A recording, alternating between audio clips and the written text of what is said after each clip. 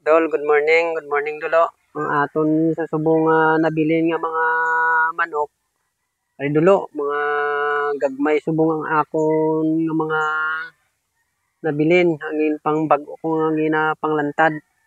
Ay Dol, muna sa Dol ang nabilin yung ginapanglantad ko sa subong.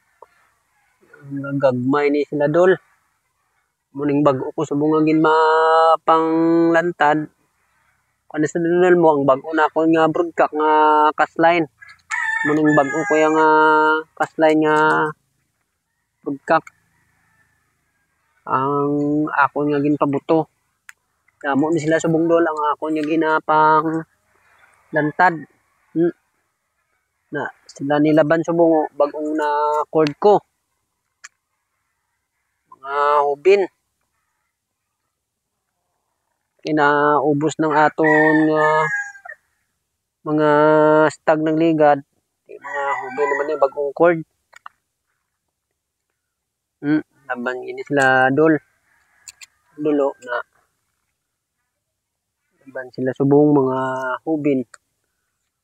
Aton mga manok.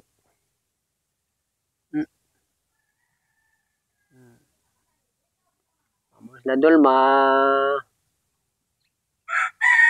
3 months, manog 4 pa lang ni sila Dol ka bulan. Laban. May isa ta ka green leg. Sa Dol.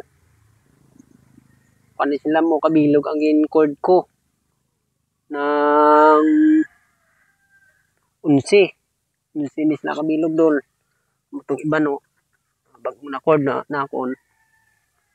Naubos ng aton yung mga una na pa-bats. Kaya mo naman isubong ako yung ginapang cord. Gagmay.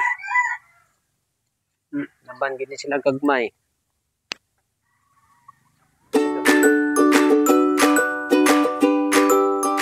Dulo, may nabigyan pa magita sa iban.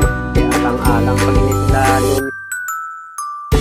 Palagi man sila namato, so sila na naman yung nabili nato yung mga manok. Kapag nabili sila subong aton mga bukin na pangkolta. May nabilin mga kita, pero ako palagi sila namato. Laban nila aton subong din.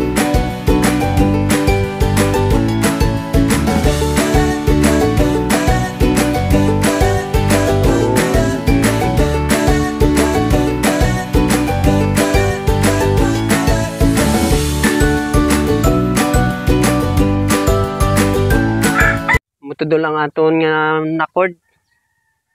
Di Dol, madamo gid nga salamat